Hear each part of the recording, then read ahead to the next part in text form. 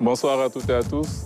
Très heureux de vous accueillir sur ce plateau du dimanche soir avec, comme chaque semaine, mon co-présentateur, le professeur Ibrahim Silla. Bonsoir Ibrahim. Bonsoir Ali. Tout à l'heure, nous allons recevoir le docteur Raphaël Lambal qui viendra nous parler de son ouvrage Caravane, l'île mémoire, ainsi que le réalisateur Chérif Kouaté qui viendra nous présenter sa série Immigration du rêve au cauchemar. Nous terminerons cette émission avec un virtuose du Hodou ou Khalam qui viendra nous présenter son nouvel album intitulé Hanore. Il s'agit de M. Malik Patessou. Mais tout de suite, nous allons recevoir un inspecteur général des douanes, titulaire d'un DEA en sociologie et d'un brevet de l'École nationale d'administration.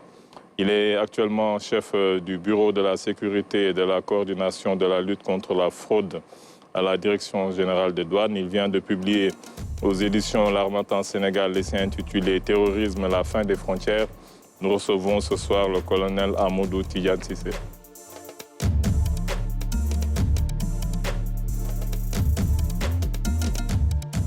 Bonsoir, colonel. Bonsoir, M. Ndiaye. Nous sommes très heureux de vous accueillir sur ce plateau. Le plaisir est partagé. Comme je viens de le dire, vous avez publié aux éditions L'Harmattan Sénégal Terrorisme, la fin des frontières. Vous vous questionnez sur une question.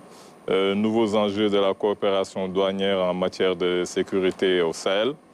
On a envie de se demander pourquoi un inspecteur principal des douanes écrit sur le terrorisme déjà, parce que c'est un sujet assez complexe. Voilà, je vous remercie, M.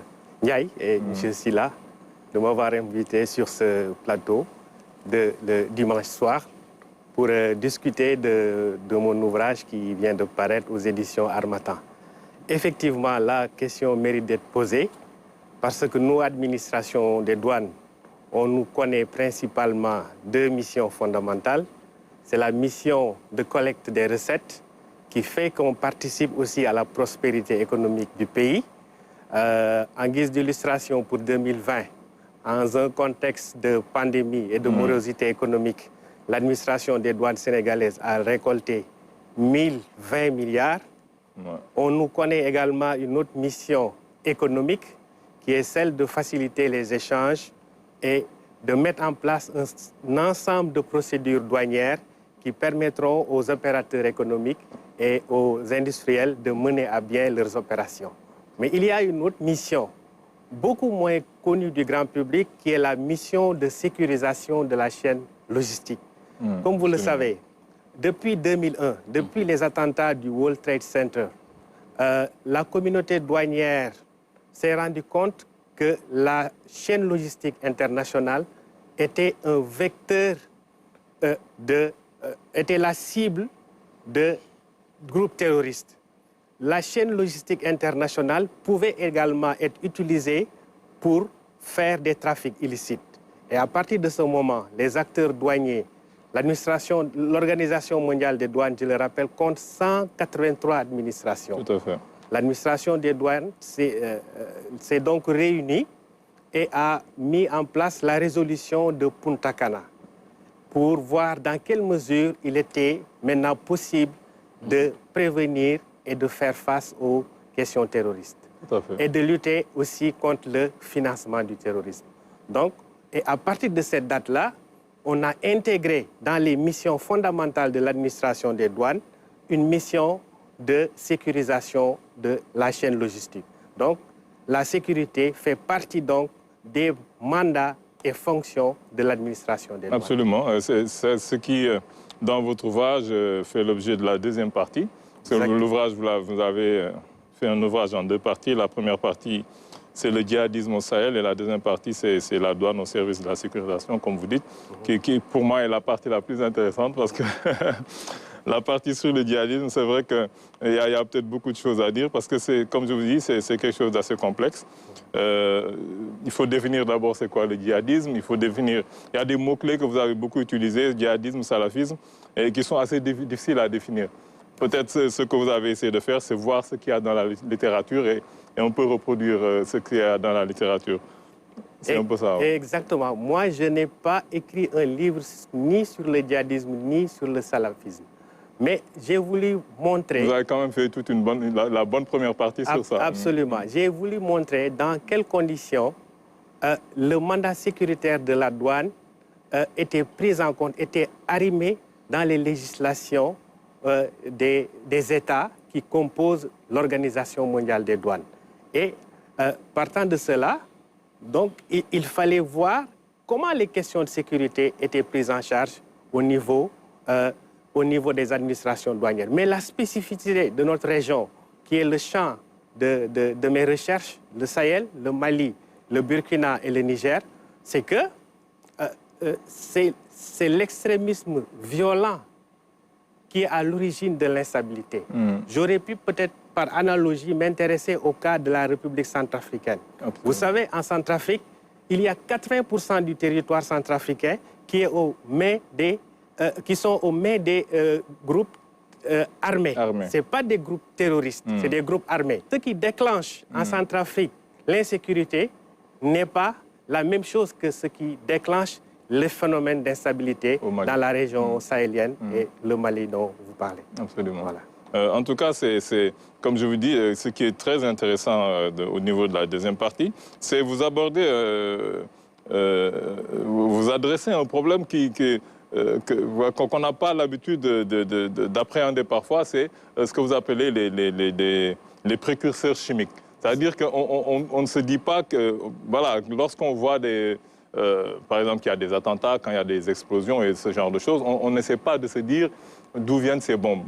On a tendance à croire que c'est des bombes qui sont déjà préparées, que les gens essaient de faire passer plus ou moins par les frontières qui sont, voilà, parfois un peu poreuses. Mais vous nous parlez de ces précurseurs chimiques qui sont des produits parfois un peu je dirais, banals, que vous avez pris, vous, le soin de répertorier et à partir desquels on fabrique ce genre Exactement. de Ça, c'est la question essentielle de mon ouvrage.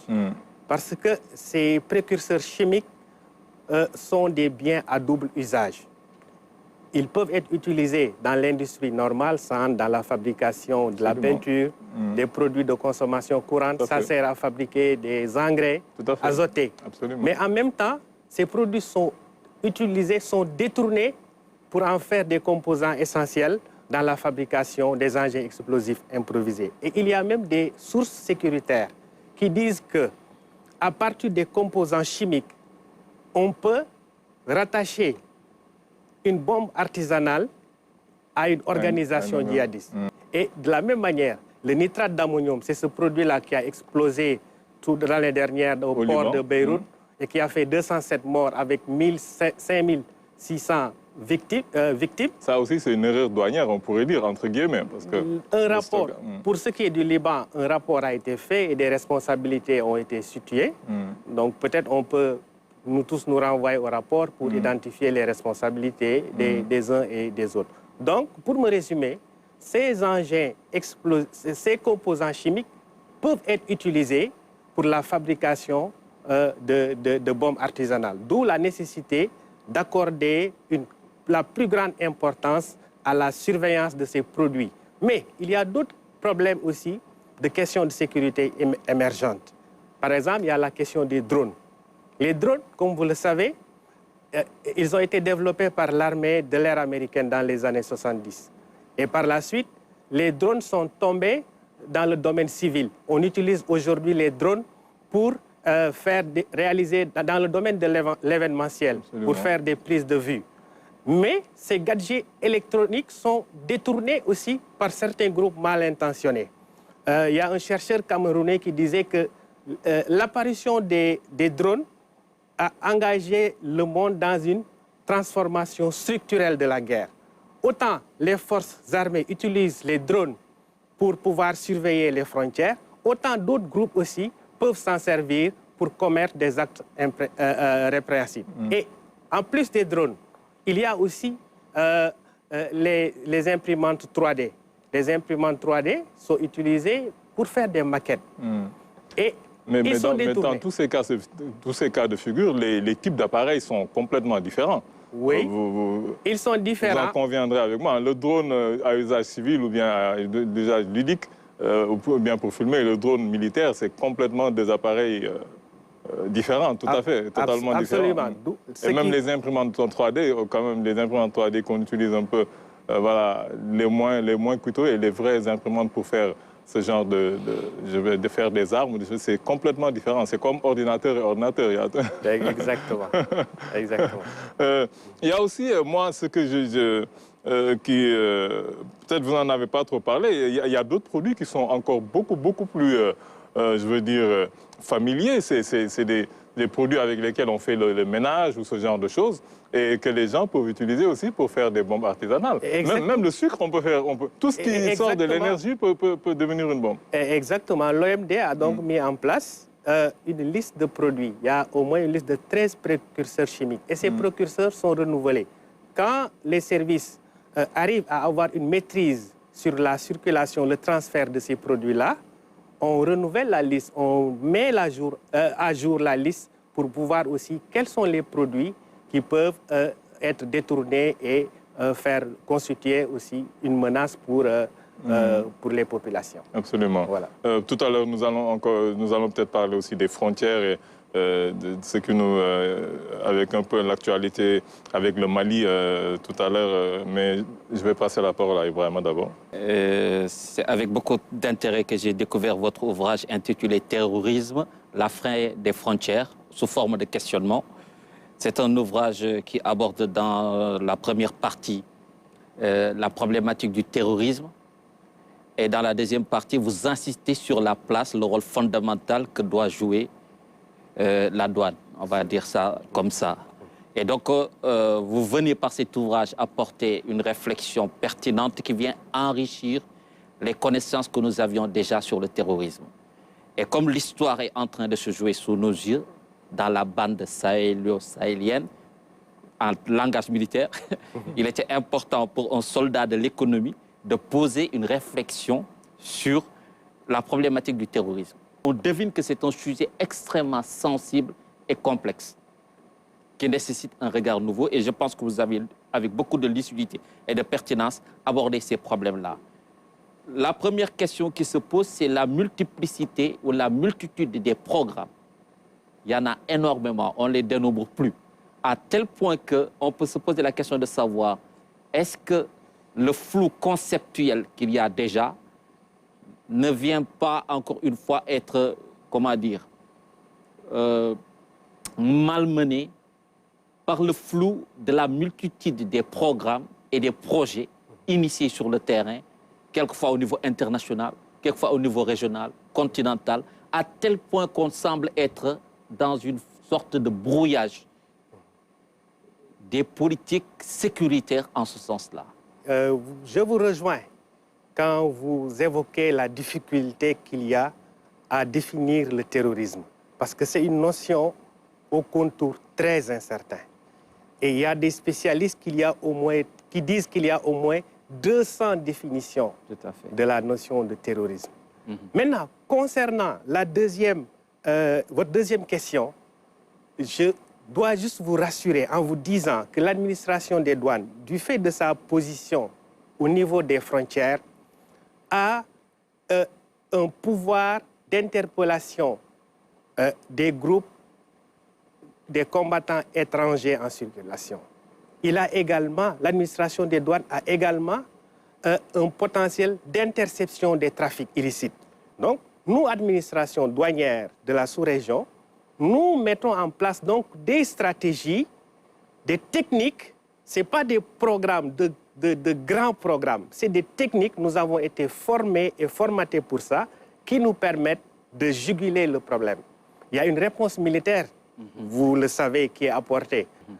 Si nous prenons l'exemple du Sénégal où nous sommes, il y a le programme des urgences et de modernisation des axes et de territoires frontaliers, qui a mis en place un certain nombre d'équipements. Et ça vient conforter la réponse militaire. Mais il n'y a pas que ça. Moi, je pense que ce à quoi on doit faire le plus appel, c'est le repositionnement citoyen. C'est un repositionnement citoyen beaucoup plus responsable, que le Sénégalais lambda ou le Malien lambda puisse comprendre que ces questions d'insécurité sont également les leurs. Le pompiste de Goudiri, par exemple, devait avoir un certain réflexe. S'il remarquait qu'il y a des achats anormalement élevés de carburant dans sa zone, peut-être c'est l'occasion pour lui d'alerter son délégué de quartier. Et c'est en cela, cette réponse citoyenne-là, combinée avec les réponses politiques, les réponses sécuritaires qui peuvent constituer un bloc pour tout le pays. Ouais. Et vous pistez aussi le financement normalement. Les financements aussi, ça c'est un gros morceau. Nous avons également des programmes dans ce sens. Et dans mon ouvrage, j'ai passé en revue les différentes les catégories de financement.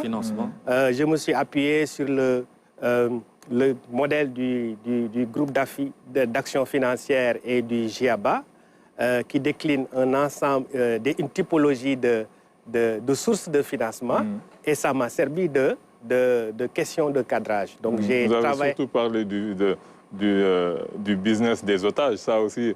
Oui. Beaucoup de gens ne savent pas que c'est quelque chose de très lucratif, parce que vous avez donné des montants qui sont carrément astronomiques. Exactement. Pour illustrer, il y a des études qui ont été faites par Dorothée Moisan, que je cite même dans cet ouvrage-là. Le Sénégal, comme je l'ai dit, a une capacité de riposte adaptée, mais j'ai également insisté sur la nécessité pour nous tous de nous repositionner, d'avoir un repositionnement citoyen pour qu'on puisse alerter.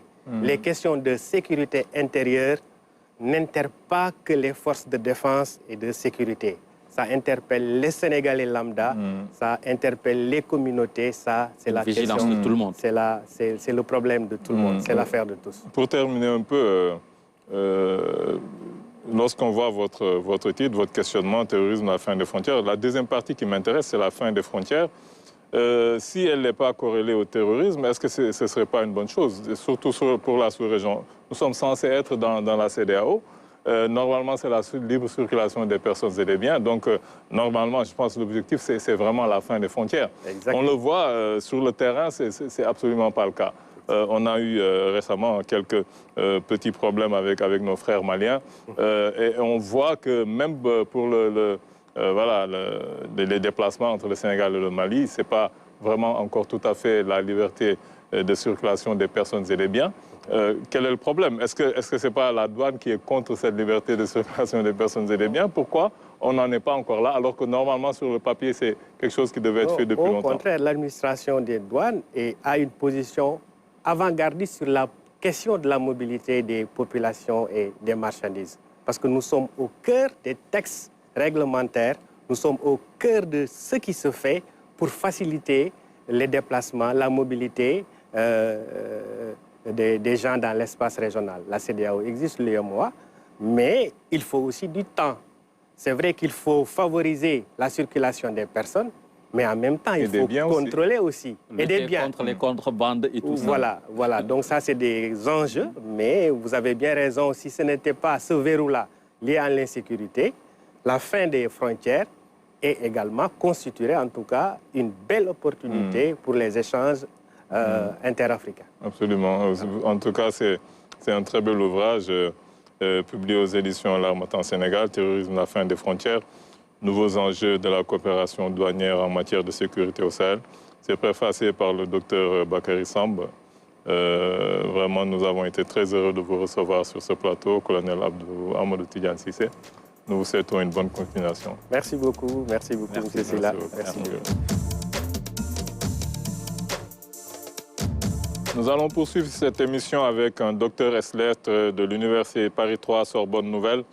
Il est enseignant-chercheur de littérature française moderne et contemporaine et de critique littéraire à l'Université Hassan Sek de Ziguinchor.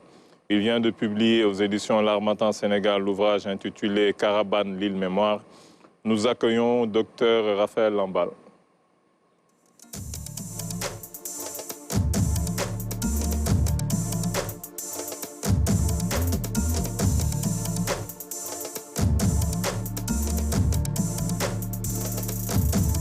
Bonsoir, professeur. Nous sommes très heureux de vous accueillir sur ce plateau. Merci beaucoup, je vous remercie, ainsi que mon collègue professeur Silla, de m'avoir invité sur votre plateau et sur cette chaîne qui a accompagné ma jeunesse et mon enfance. Vous venez de publier aux éditions L'Harmattan Sénégal, un très bel ouvrage, un beau livre vraiment sur Carabane, l'île de Carabane, une mémoire qui nous fait un peu le portrait de cette île qui est assez méconnue, c'est vrai. Qu'est-ce qui vous a poussé à parler justement de Carabane? Parce qu'on sait qu'il y a beaucoup d'îles quand même en Casamance. Oui, bien sûr, il y a beaucoup d'îles en Casamance.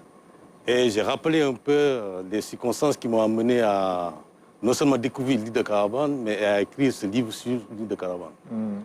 Tout est parti d'un colloque que j'avais organisé en 2011 à l'Université Saint-Sec de Ziguinchor sur André Malraux et l'Afrique. Absolument. Pour rappeler un peu cette période mémoriale que Malraux a vécue en Casamance.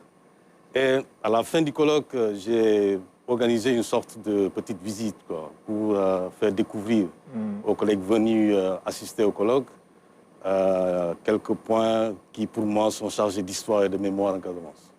Et je les ai amenés à Carabane et arrivé là-bas, alors j'ai un peu eu la honte de ma vie parce que qu'il n'y avait pas de guide. Voilà, je n'ai pas pu trouver sur place une personne ressource capable de parler un peu de l'histoire de Carabane. Vous avez en tête le guide à Gorée qui maîtrise parfaitement. Exactement, voilà, j'avais un peu ça. Mais arrivé là-bas, bon, je n'avais pas pu trouver ça. Bon, heureusement, bon, voilà, le site, la beauté du site a enchanté les visiteurs. Et ça m'a permis bien de pouvoir faire un peu bonne figure.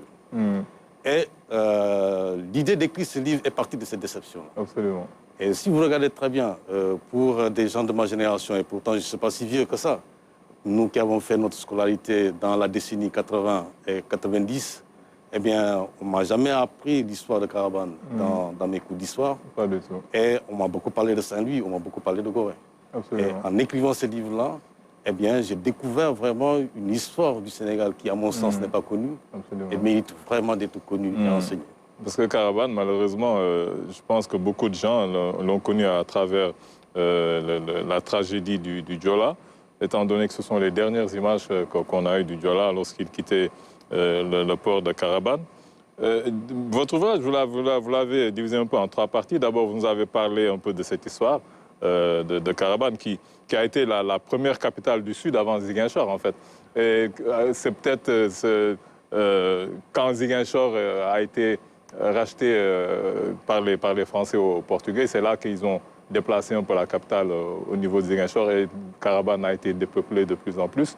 Après, vous nous avez parlé un peu des figures historiques vraiment qui sont de Carabane. En particulier, je pense, c'est l'ancêtre de Jules François Bocandé qui s'appelle Bertrand Bocandé. Et ça, c'est des aspects de l'histoire, comme vous dites, qu'on ignorait.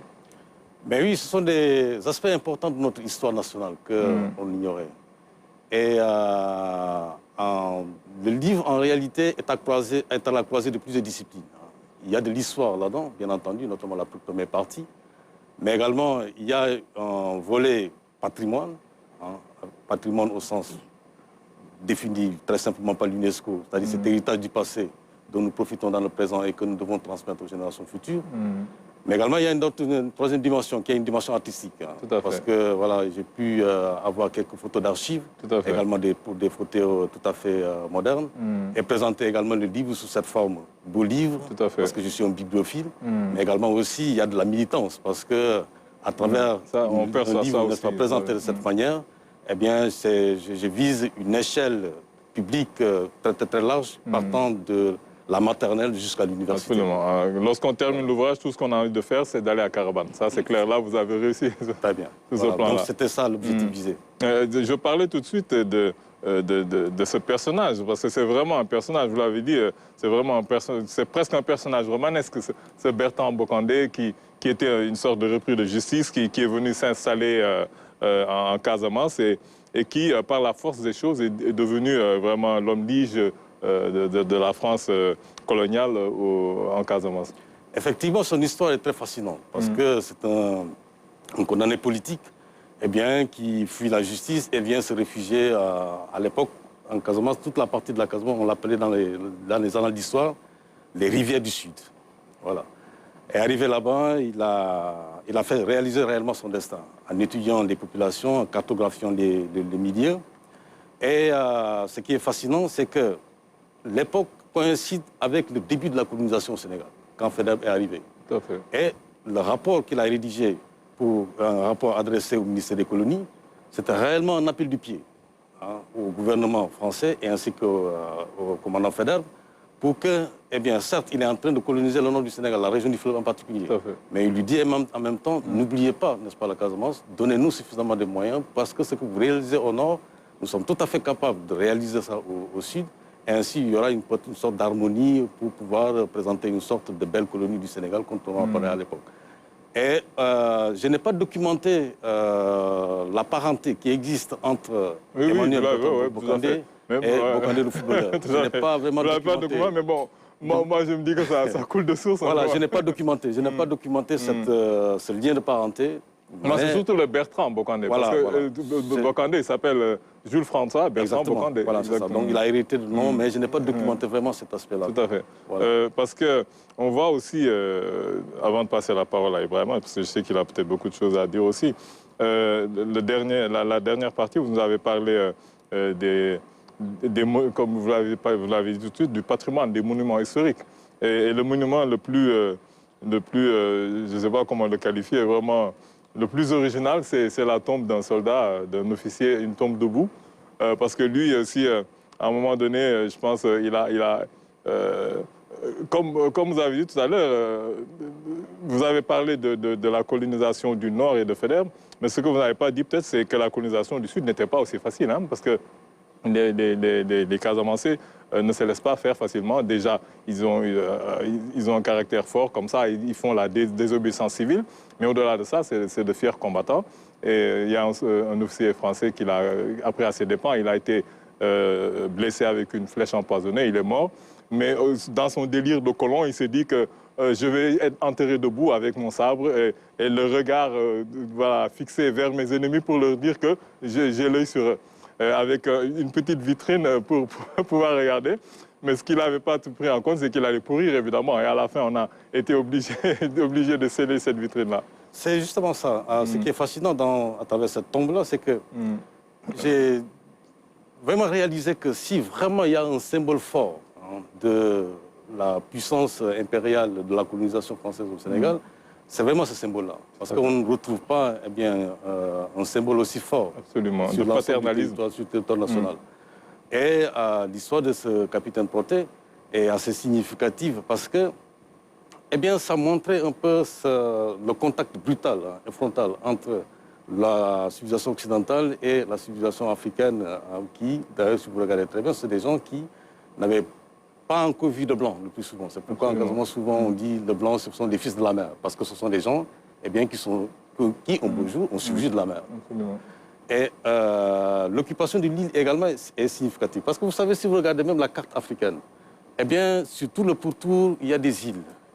Et ces îles-là ont toujours servi de point d'attache à des envahisseurs, que ce soit des Occidentaux ou bien que ce soit les Arabes. Et c'est pourquoi, rien que pour m'arrêter le cas du Sénégal que nous connaissons le plus, c'est pas pour rien que Gorée a été le point de contact. Déjà en 1444 avec les Portugais. Ensuite, il y a eu Saint-Louis, 1659 avec les Français. Et également Caravane avec les Français en 1836. Parce que l'île a cet avantage d'être proche, n'est-ce pas, des populations tout en n'étant pas au sein des populations. Et ainsi, on pourra les apprivoiser, les coloniser, et que s'il y a conflit, il y a bataille, s'ils perdent la partie, ils pourront facilement s'échapper par la mer. Absolument. Donc voilà, ça résume tout ça. C'est la raison pour laquelle j'ai bien aimé la préface du professeur Ibrahima Thioub, recteur de Dakar, qui, bien entendu, je rends hommage, en disant que rien que le titre Mémoire, ça renvoie à toute l'histoire de toutes ces îles qui ont servi de porte d'entrée aux envahisseurs en Afrique. Tout à fait, Ibrahima. Toutes mes félicitations pour ce beau livre. C'est un beau livre d'histoire. Certains écrivent Caravane avec K. C'est quoi le problème? C'est C ou K? Alors, il l'a dit dans le livre. Il y a ou c'est sans importance? Voilà, je l'ai dit dans le livre. L'orthographe est flottante. Dans les écrits des colonisateurs, vous pouvez voir Caravane avec K, Caravane avec C, et même dans Caravane, parfois on double N. Donc la graphie est flottante jusqu'à présent. Mais moi, j'ai conservé cette graphie-là, cette orthographe, parce que c'est l'orthographe la plus répandue. Le fait de ne pas être historien n'a pas constitué un facteur, un élément gênant dans l'approche, l'écriture? Au contraire, le fait de n'être pas un historien m'a beaucoup facilité la tâche. Parce que je suis un professeur de littérature. Et ce qu'on oublie le plus souvent, c'est que la littérature a une grande capacité historienne. Une grande capacité C'est la base de sociologique, l'histoire. une grande capacité psychologique, sociologique et tout ce que vous voulez. Ça m'a énormément facilité la tâche. Et je l'ai écrit avec d'autant plus de plaisir que ce que j'ai découvert, c'était vraiment une nouveauté pour moi parce que je ne l'avais pas du tout appris dans ma scolarité. En parlant de Caravane, à un moment, vous dites que Caravane a été une acquisition française à la suite d'un achat. Qui dit achat dit vente. Est-ce que c'est avéré historiquement? Parce que souvent, ça peut poser problème. Dans la tradition en Casamance, dans ces peuples-là, on ne vend pas la terre. Alors, quels sont les éléments qui vous ont permis de dire qu'effectivement, Caravane a été vendu? La question, c'est est-ce que le document qu'il a produit, est-ce qu'il est... Est-ce que c'est un débat? Parce qu'il a produit un document. Pour le poser autrement. Voilà. Exactement. Eh bien, moi, je ne peux que me référer à ce document-là qui est disponible au niveau des Archives nationales du Sénégal. Au niveau des Archives nationales du Sénégal, ce document est disponible. Le document historique produit fait foi. Et la preuve, c'est que dans ce document-là, on dit que la France achète l'île de Caravane, mais il concède notamment les palmiers, etc. Voilà. On considère que c'est rien, c'est une île insalubre, ça vaut rien du tout. Mais là aussi, c'est la stratégie. J'achète, et derrière, on dit oui, c'est rien, je ne l'occupe pas pour le moment. Mais surtout que celui-là, c'est le premier traité et que le deuxième traité... Le rôle déterminant, l'emplacement déterminant de Caravane. C'est ça. Donc, il y a eu le deuxième traité où là, c'est clair, carrément maintenant, vous n'avez plus droit à rien du tout sur l'île. C'est une propriété pleine et entière de la France. Mais quoi qu'il en soit, ce sont ces documents-là qui sont disponibles au niveau des Archives nationales du Sénégal. Et c'est ce que je ne peux produire comme preuve. À un moment, vous parlez de la décadence de Caravane. Vu d'aujourd'hui, est-ce qu'on peut considérer aujourd'hui que cette décadence est irréversible? C'est une question provocatrice, vous comprendrez bien. Eh bien, cette décadence n'est pas irréversible à une seule condition.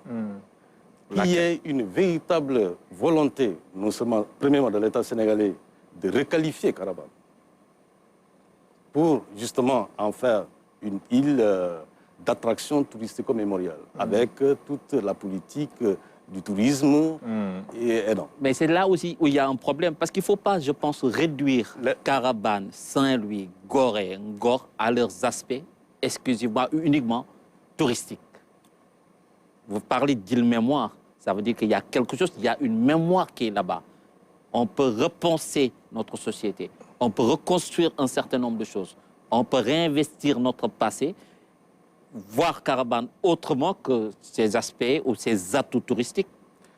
L'aspect touristique, c'est juste un seul volet. Il y a le deuxième volet qui est l'aspect mémoire.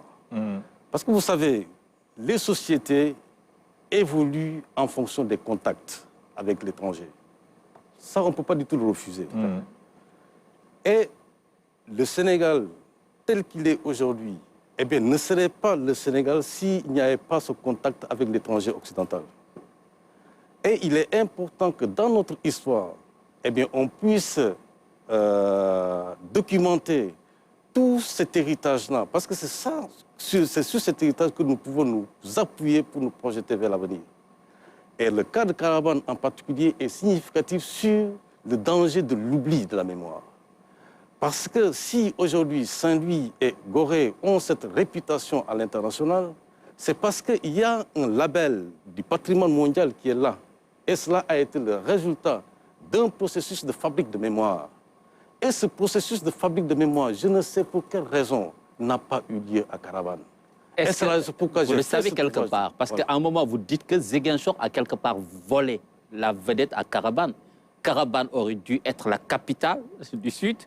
Ziguinchor l'est devenu. Est-ce que ce n'est pas ça qui a fait que Caravane, comme vous avez utilisé un passé sans avenir, la décadence, l'oubli, l'île négligée, oubliée, est-ce que ce n'est pas à cause de cela? En fait, je dis oui à cause de cela, mais il y a juste une raison derrière. La véritable raison, c'est l'île est complètement à l'embouchure du fleuve Casamance. Et du point de vue économique, cette position-là qui au début était stratégique pour pouvoir conquérir et dominer, après ce processus, il y a maintenant l'exploitation économique.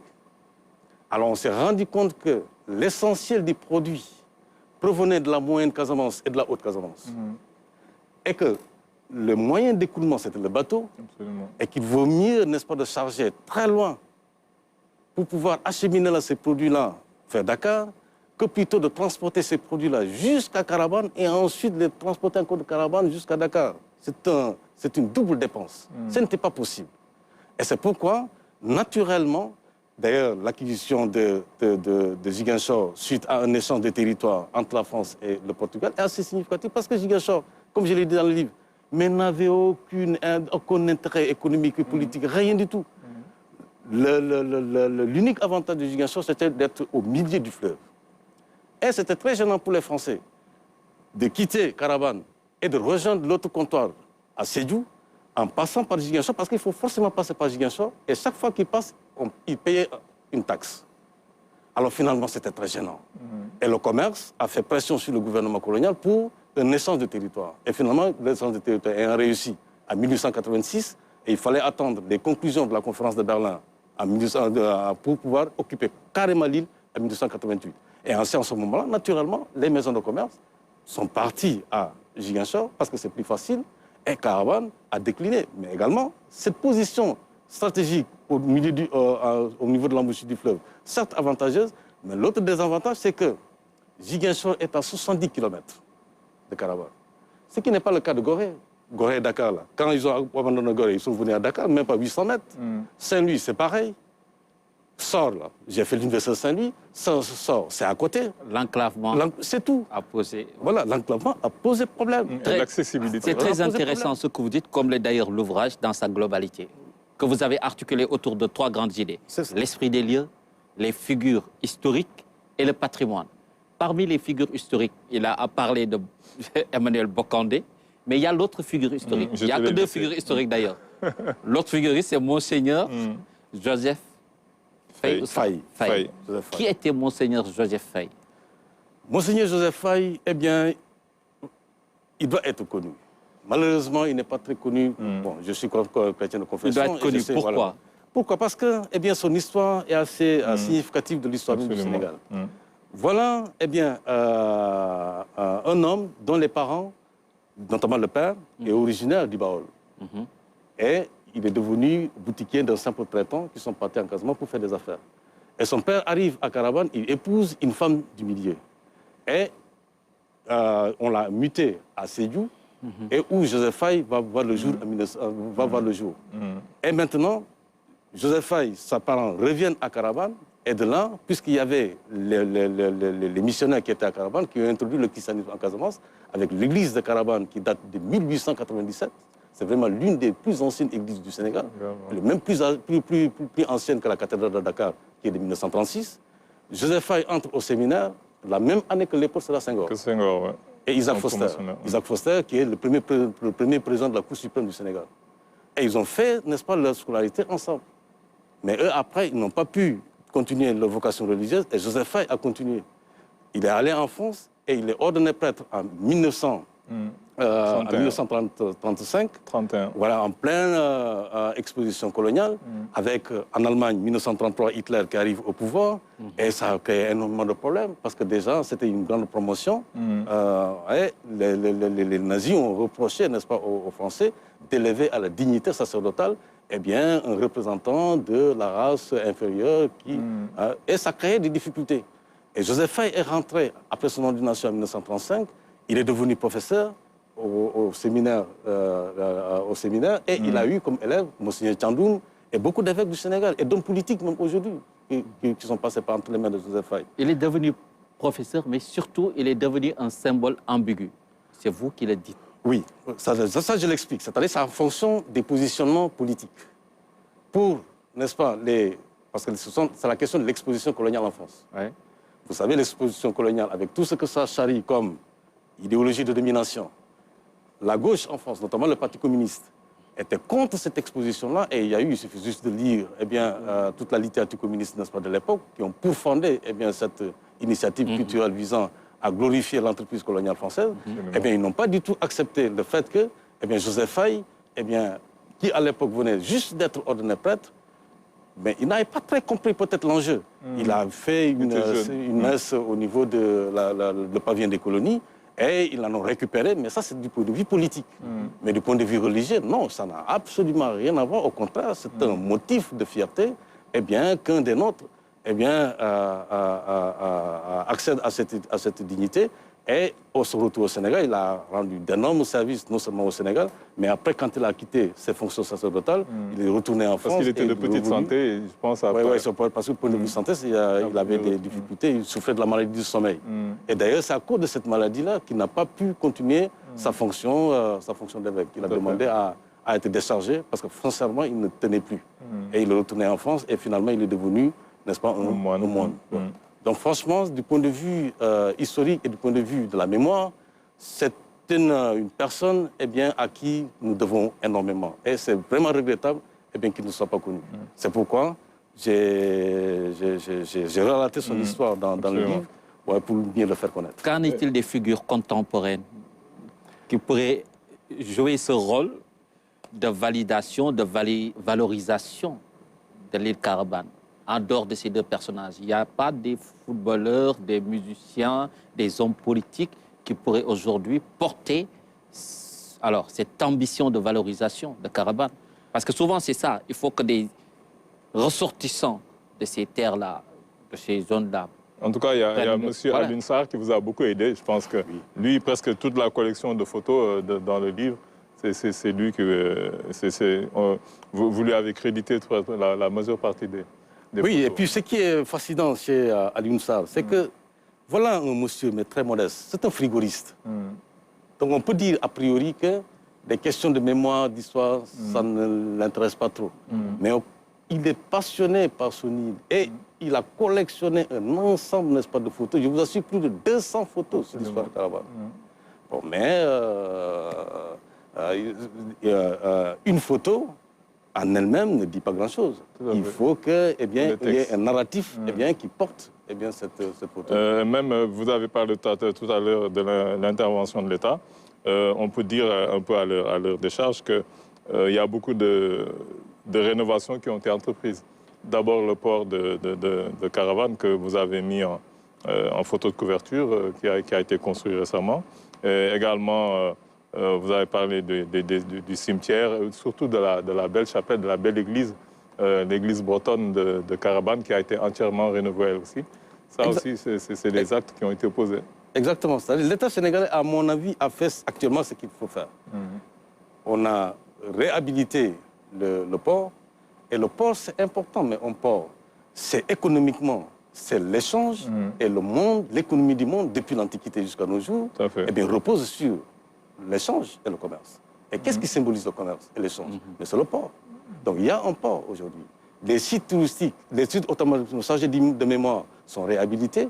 Maintenant, c'est l'initiative privée. Moi, c'est surtout ça, l'initiative privée, que les gens puissent se sauter sur cette occasion-là pour monter des projets, monter des industries d'ordre culturel et développer de manière très subtile et très intelligente, mais toute une économie touristique autour, n'est-ce pas, de la mémoire et de l'histoire. En tout cas, c'est un très bel ouvrage, vraiment, qui a été publié aux éditions L'Harmattan Sénégal. Ça s'appelle Carabane, île mémoire, préfacé par le professeur Ibrahima Thioub. Docteur Raphaël Lambal, nous avons été très heureux de vous accueillir sur ce plateau. Eh bien, c'est plutôt moi. Merci infiniment. Nous allons tout de suite recevoir un artiste créatif, à la fois acteur, réalisateur et producteur. Il vient nous présenter ce soir sa série télé intitulée « Immigration du rêve au cauchemar », qui a été diffusée et suivie un peu partout dans le monde grâce à la chaîne Vox Africa. Il est accompagné de Karima, qui est l'une des actrices de la série. Nous recevons M. Chérif Kouaté. Bonsoir. Bonsoir.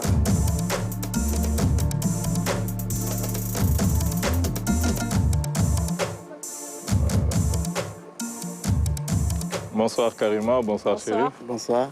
Nous sommes très heureux de vous accueillir sur ce plateau. Merci. Comme je viens de dire, vous venez nous présenter la série Immigration du rêve au cauchemar. Le titre est déjà en lui-même assez explicite. Mais est-ce que vous pouvez nous faire quand même un petit pitch de votre série?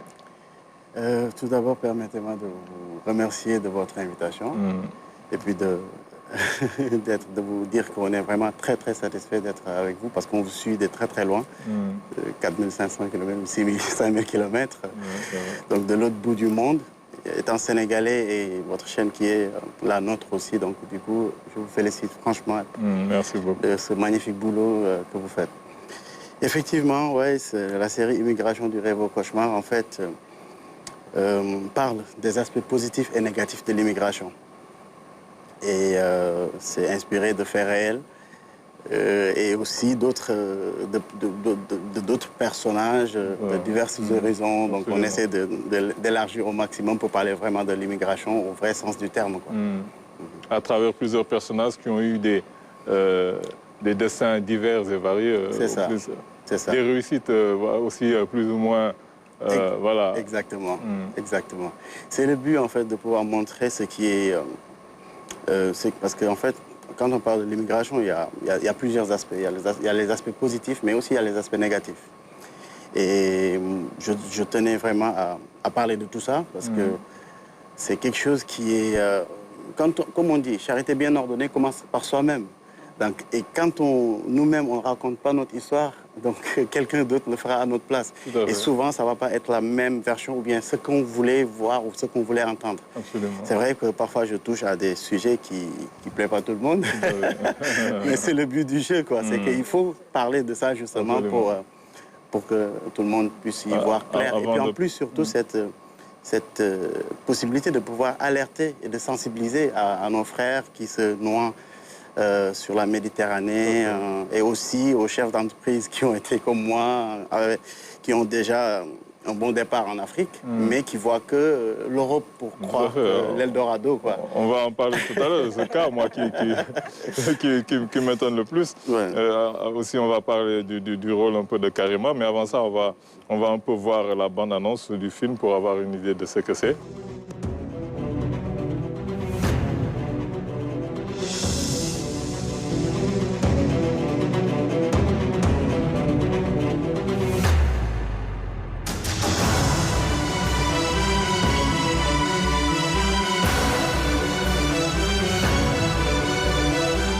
L'histoire de l'humanité a été toujours marquée par l'émigration. Je pense qu'on a éduqué notre fille avec des véritables valeurs. La famille, la culture sénégalaise, également la culture française.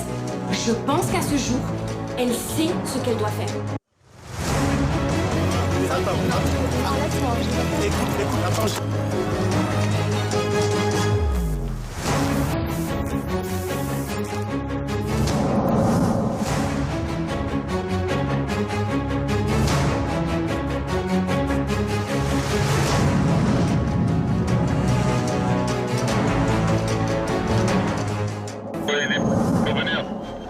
Ok, bien reçu. Tu vas gagner 10 000 €. Voilà. Vous pouvez commencer comme ça, on va s'entendre. L'argent, si ça tombe, c'est bien, je suis là pour ça. S'il n'arrive pas, t'as un homme mort. Jamais quelqu'un jouait avec mon argent. Si tu jouais avec mon argent quand tu jouais avec mon frère. Il y en a marre de ce mec-là. Lâche la bouteille, lâche. Dégage, lâche-moi. Donc c'est vrai qu'on a vu un extrait de cette série qui a l'air très, très intéressante. Je ne sais pas, Karima, si vous avez un mot par rapport à ce qui est votre rôle dans cette histoire. Dans la série, j'intitule le rôle de Kariana, qui est une enfant issue de l'immigration. Mes parents ont immigré en France et j'y suis née, j'y ai grandi. Après avoir fait mon parcours scolaire et rentré dans le monde du travail. Donc, naturellement, j'ai eu à connaître l'amour.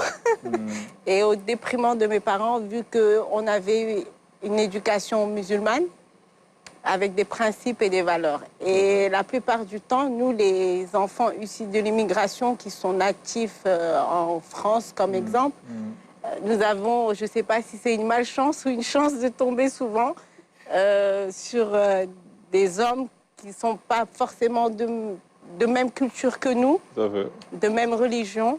Et ça crée souvent beaucoup de problèmes dans les familles. Parfois, il y a des déchirures, des ruptures totales avec les familles. Et donc, en fait, je ne suis pas dans ce cas-là, mais dans mon entourage, voilà, il y a eu beaucoup de gens qui ont vécu ces drames, ces déboires.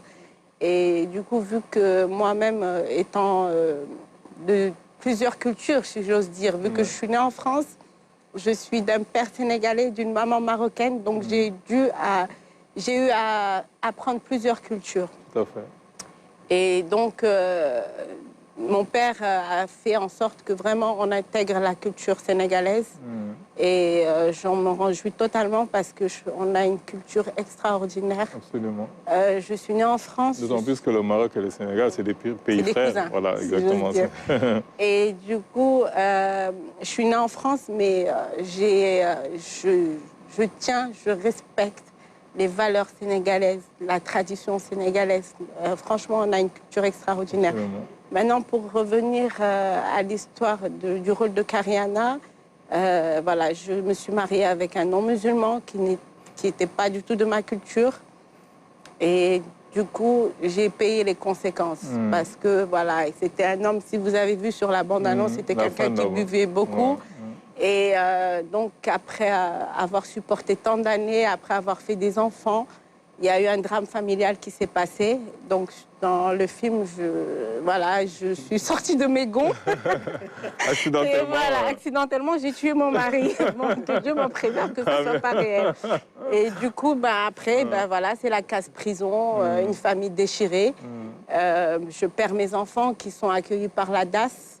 Et malheureusement, il y en a un qui va devenir un voyou, l'autre, il va réussir plus ou moins. Voilà. Elle est en train de me raconter toute l'histoire. Voilà.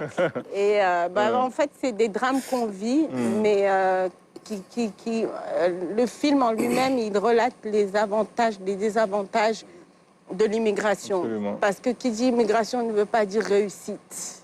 C'est vraiment... Ceux qui pensent ça, c'est vraiment... c'est faux. Surtout maintenant. C'est vrai qu'à un moment... c'est de plus en plus. Voilà. À un moment donné, je peux dire, à l'époque de nos parents immigrés, c'est vrai, si j'ose dire, à 70%, nos parents réussissaient. Mais là, aujourd'hui, ce n'est plus le cas. Nous sommes dans un monde qui est de plus en plus difficile. Nous-mêmes qui sommes nés en Europe, on traverse des situations très difficiles. Et donc, à travers ce film, on a souhaité montrer les réalités de l'immigration. C'est pas tout rose, c'est pas la vie en rose. Voilà. Et surtout, elle lançait un appel à nos compatriotes qui tentent l'immigration de manière clandestine. Parce que prendre des risques, quitter sa famille, son pays, prendre des risques, passer par la mer, subir toutes sortes de maltraitances, et parfois pour ne pas arriver, et mourir en mer, ou arriver en Europe et devenir un clochard dans la rue à mendier. Moi, je préfère rester dans mon pays et essayer de m'en sortir et de travailler. Voilà. C'est un plaisir de vous rencontrer. C'est partagé. Oui, pour vous dire surtout merci et surtout bon courage parce que vous faites... Tout à l'heure, vous avez évoqué des choses qui touchent au tragique, au dramatique. Tout à fait. Mais aussi, il y a tout le magique, pour ne pas dire la magie, qui caractérise les nouvelles productions africaines qui s'exportent un peu partout dans le monde. Pendant longtemps, nous avons été des consommateurs de séries, de téléfilms, de produits importés. De plus en plus, des jeunes Africains, des jeunes Africaines militent, investissent et aujourd'hui nous produisent du bon produit. Qu'est-ce que j'appelle le bon produit? On n'est plus dans le misérabilisme où l'on montre l'Afrique, les cas des gens qui meurent, tout ça. On est dans une autre version, dans une nouvelle version qui intéresse le monde entier. De l'Afrique, le côté positif. Ceux qui réussissent en Afrique, même s'il y a un côté dramatique ou tragique, mais montrer l'Afrique sous un autre aspect, montrer au-delà de l'Afrique le monde sous un autre aspect. Et je pense que tout ça participe au dialogue des cultures, au sens large du terme. Tout ça pour vous dire l'importance de l'économie culturelle. Exactement. À travers ces produits, vous participez à la diplomatie culturelle, mais aussi vous participez à l'économie à engendrer qui découle de tout ce monde culturel-là. Aujourd'hui, vous allez au Nigeria, en Afrique du Sud, en Inde, aux États-Unis. Ce qui fait marcher l'économie. Et les produits dérivés de cette industrie-là, autour des films, du cinéma, des séries, c'est incommensurable. Exactement. Et donc là, félicitations, c'est quelque chose de fondamental. Vous avez choisi une chaîne, et ça se comprend, et peut-être certains vont poser la question, pourquoi pas à partir d'Afrique produire un certain nombre de choses ici, mais bon. Moi, je ne fais pas partie de cela. Je pense que c'est la suite, hein. Peut-être qu'ils vont donner. Hein.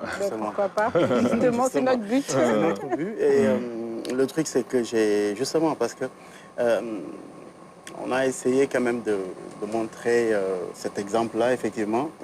On s'est vraiment ruiné. Je me suis vraiment ruiné là-dessus. On n'a pas encore d'aide, ni de financement, ni d'accompagnement. Et effectivement, déjà, on le fait comme si... Moi, je me dis que c'est un devoir déjà. Étant moi-même une victime de cette publicité mensongère qu'on voit, etc.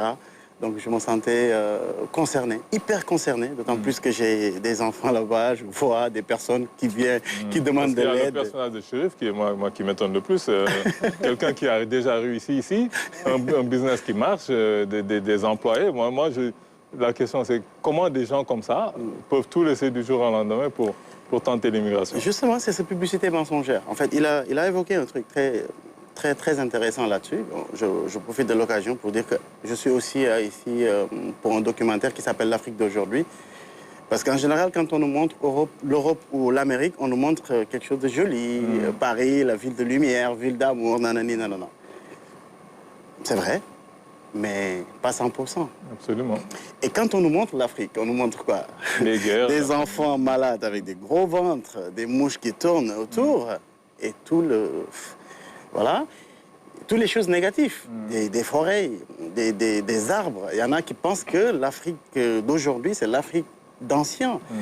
Et donc, du coup, moi, je tente toujours, parce que comme je me dis, je suis un acteur de développement socio-culturel. Donc, du coup, quand je vois des choses qui me gênent, avec ou sans accompagnement de l'État ou des organismes ou quoi que d'autre, je prends mon caméra, je prends déjà tout, je le mets dans un bout de papier, j'écris, je fais ce que je dois faire.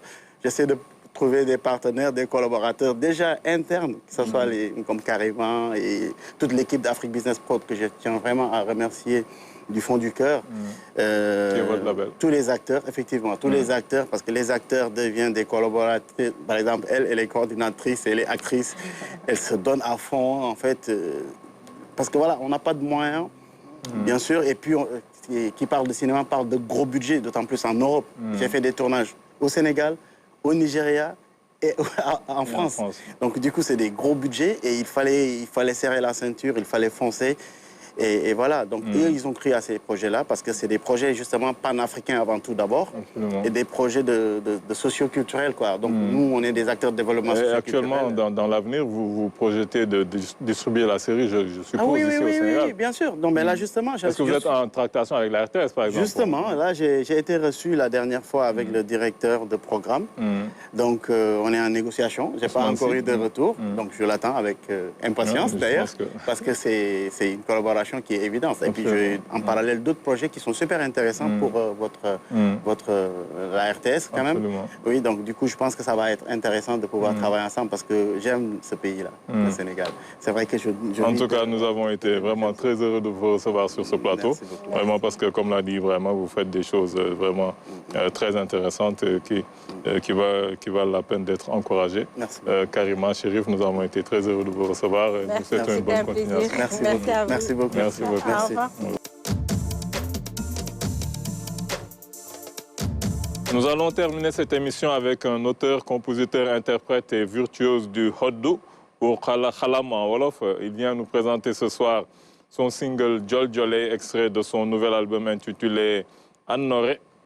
Nous recevons Monsieur Malik Patesso.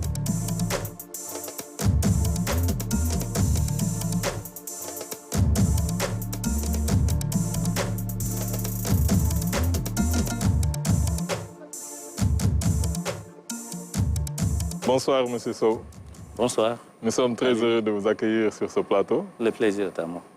Comme je viens de dire, vous êtes un virtuose du khalam, qu'on appelle Hoddou en poulard. Je ne sais pas si je prononce bien. Oui, oui, vous l'avez bien prononcé, c'est le Hoddou en poulard. Hoddou. Donc vous venez nous présenter votre nouveau single qui s'appelle Jol Jolé, c'est bien ça? C'est ça. Le nouvel album s'appelle Annoré. Annoré. Annoré. Donc est-ce que vous pouvez nous parler un peu de votre parcours pour les gens qui ne vous connaissent pas très bien? Ah oui, d'accord. D'abord, je suis Malick Pathé Sow, je suis sénégalais d'origine. Et j'ai commencé ma carrière musicale ici, dans ce pays, parce que j'ai joué très bas âge. J'ai appris cet instrument qui est le Hoddou dans ma famille, parce que mes parents, mes grands-parents le jouaient aussi, comme d'habitude. Voilà, c'est là où j'ai appris à être un musicien. Absolument. Et après, au Sénégal, j'ai joué avec plusieurs musiciens ici. Au début, j'étais un accompagnateur. Et quand je suis allé vers l'Europe, c'est là où je me suis dit que comme je ne suis pas, comme on dit, médecin ni mécanicien, mais je suis quand même musicien. Un musicien, ouais. J'ai commencé à vouloir promouvoir cet instrument et ça ne pouvait pas être facile sans que je chante avec. Absolument. C'est là où j'ai commencé par former un groupe qui est le groupe Welnéré, qui m'a permis d'abord de pouvoir aller jusqu'au, si je peux le dire, au bout de mes rêves. Absolument. Voilà. Et vous avez eu à faire des tournées un peu partout? Des tournées un peu partout avec mon groupe. Absolument. Avec cet instrument, oui. Nous allons peut-être voir votre nouveau single, comme ça on aura un peu plus une idée de ce que vous faites avec Jol Jolé dès que c'est prêt.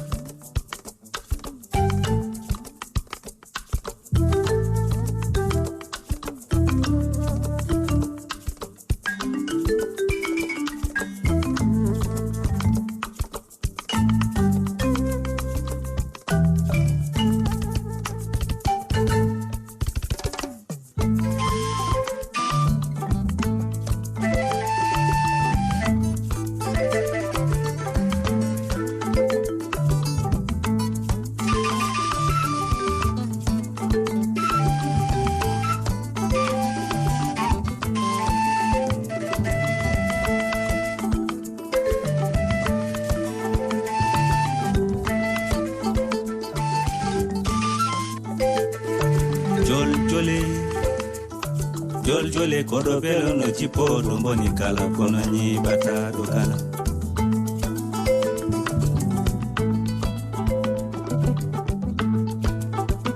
Kodo law bemi dare lady seno ko bajal. Dare lady seno ko bajal wate jol jolo tinno e hoema.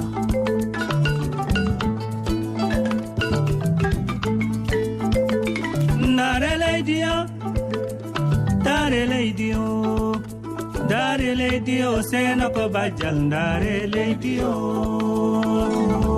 Vraiment une très belle chanson. Merci. Avec un clip avec de très beaux paysages. Ça a été tourné où exactement? Ça a été tourné ici, une partie, comment on appelle, Popenguine. À Popenguine. Et d'autres endroits. D'autres endroits du Sénégal. Du Sénégal. Ouais, c'est un très joli clip, vraiment. Merci. Bonsoir, monsieur Silla. C'est un plaisir de vous rencontrer. Le plaisir à moi. Et surtout de vous écouter. Vous êtes dans une expérience assez intéressante. Merci. À travers 3 instruments à cordes, vous nous proposez une chanson. 3 instruments à cordes, la voix, le hoddou et la guitare. Et vous nous proposez une chanson, une belle chanson, la musique d'écoute. C'est une musique-là qu'on écoute et qui permet peut-être de voyager, de méditer, de réfléchir. Je ne comprends pas ce que dit la chanson, même si elle est captivante. Que dit la chanson Jol Jolé? Qu'est-ce qu'elle raconte? Jol Jolé veut dire la jeunesse, l'âge d'or. L'âge d'or. Vous voyez cet album Al-Noré, qui veut dire la lumière divine en pulaar, est travaillé et sorti dans un contexte où le monde traverse une multitude de crises. Alors, pour relever ces défis, nous avons besoin de cette lumière divine, à mon avis. Absolument. Voilà. Et vous vous adressez certainement à la jeunesse. Pour dire quoi à la jeunesse? Je m'adresse à la jeunesse parce que la thématique de cet album, c'est une thématique qui évoque une thématique de l'immigration clandestine des jeunesses africaines, de la jeunesse africaine. Donc voilà, c'est dommage de voir ces jeunes-là qui prennent les petites pirogues pour aller traverser l'océan. Alors que je pense qu'il y a tout ici, dans ce continent. Parce que le continent africain est très riche, humainement, tant que d'autres choses. Parce qu'on dit que 75% de la population africaine est jeune, et moins de 40 ans. Donc l'Afrique a cette force de source humaine, de la ressource humaine. Voilà. Donc c'est dommage de voir ces gens-là, mais je vois que ces gens-là, ils ont quand même une ambition d'avoir quelque chose. Comme on dit dans notre pays, il y a aussi ce cœur bail, vous êtes forcément aller l'idée vient d'aller chercher ailleurs. Absolument. Mais je pense que ça, ce n'est pas une bonne solution. Parce qu'ici en Afrique, si les dirigeants africains, je pense qu'ils doivent faire quelque chose pour ces gens-là, quelque chose de positif, quelque chose qui permettra à ces gens-là d'aller jusqu'à pour leurs rêves, ici, dans ce continent, et travailler pour le continent, travailler dans le continent et travailler pour ce continent. C'est dommage vous voyez, la course de cette jeunesse qui se termine dans les océans, et ça fait mal. Ça fait mal. Ce que vous dites, c'est très important. Moi, je le dirais autrement, la jeunesse, c'est une chance pour un pays et non une charge. Voilà. À condition de savoir l'utiliser et de savoir utiliser sa force. Parce que je vois que le développement de l'Afrique se repose sur nos épaules. Tout à fait. Les épaules des Africains. Tout à fait. Et pourtant, moi, j'ai fait plus de 25 ans en Europe. Je sais ce qui se passe là-bas.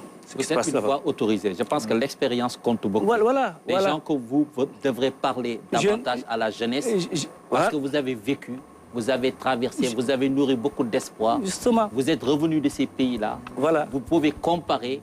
Et si vous vous dites en tant que voix autorisée que dans ce pays, il y a tout dans ce continent, il y a tout ce qu'il faut pour qu'on puisse vivre bien. Parce que j'ai vu ça, j'ai vécu ça. J'ai vécu ça. Je ne veux pas dire qu'il n'y a rien, il n'y a plus rien là-bas. Mais pas autant qu'ici. Ils ont atteint un niveau de saturation. Voilà, saturation. Je pense eux-mêmes, ils ont commencé à revenir ici, à essayer d'accaparer nos terres et nos biens, d'essayer d'installer quelque chose. Mais nous qui sont africains, on doit essayer de voir quelque chose. Mais il faut y croire. Juste une dernière question musicale, technique. Je vois que vous jouez avec deux instruments. Un instrument avec 6 cordes, la guitare, et le hodo avec 3 cordes. Avec 4 cordes ou 5 parfois. Là, vous avez 3 ou 4 je ne vois pas bien. 4 cordes. Il y a 1, 2, 3, 4. Est-ce que ça veut dire qu'il y a dans la guitare, avec la guitare, des sonorités qui sont introuvables ou injouables, on va dire Je vous dis, les 7 notes de solfège se trouvent dans ces instruments-là, se trouvent dans les gnagnouros, dans nos instruments traditionnels. Alors, qu'est-ce que vous recherchez en prenant d'autres instruments? Oui, parce que... D'accord. Oui, je fais une musique de mélange. Je mélange des instruments traditionnels avec des instruments modernes.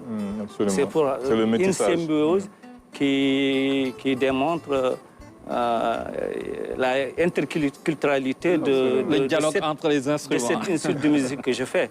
Parce que j'ai une musique, j'ai un public large et varié.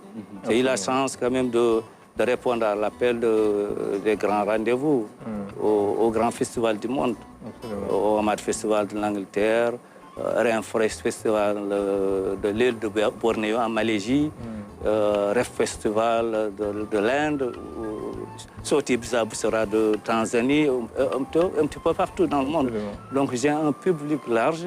Vous voyez, les consommateurs de ma musique ne se limitent pas seulement aux Fulbe, ni aux Sénégalais, ni aux Africains, mais un peu plus large. C'est pour ça que j'ai eu l'idée d'essayer de toucher plus largement mon public et je fais une musique de mélange. On va avoir l'occasion d'écouter un peu des notes de Hodou, mais juste avant ça, je vous remercie d'être passé sur ce plateau. Vraiment, nous avons été très heureux de vous accueillir, Mali Patesso. Le plaisir. Remercier le professeur Ibrahim Silla, qui nous accompagne toutes ces semaines, chaque semaine. Remercier les téléspectateurs qui nous regardent tous les dimanches, ainsi que tous les techniciens de la RTS. Merci. À dimanche prochain, Inch'Allah.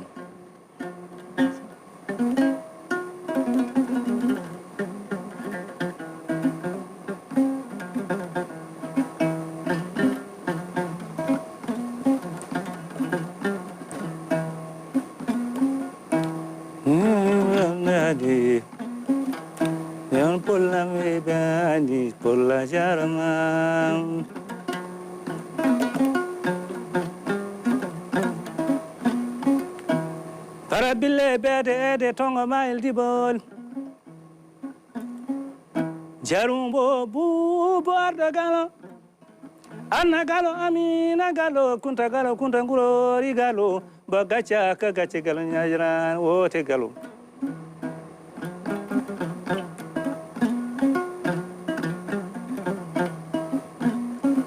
Hamadi gainako ulla jarama Madi jomjoy ulla jarama Miero Abdurrahmani ka bobeli hel ngajel Seydi ka ko pulam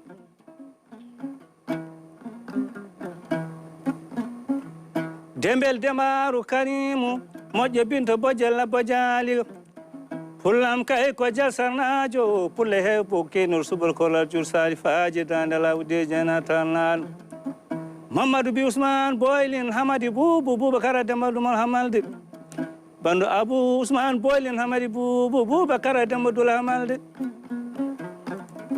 Abou Mariam Gujo Mariam Modi Yero Malik Rasin Hamad Biras Alhaji Saydou Nouroubi Hamadi Ousmane Yero Aliwa jarama Ibrahima Silla jarama Pulla jarama amma diga inako Pulla jarama Madi jomjoyo Pulla jarama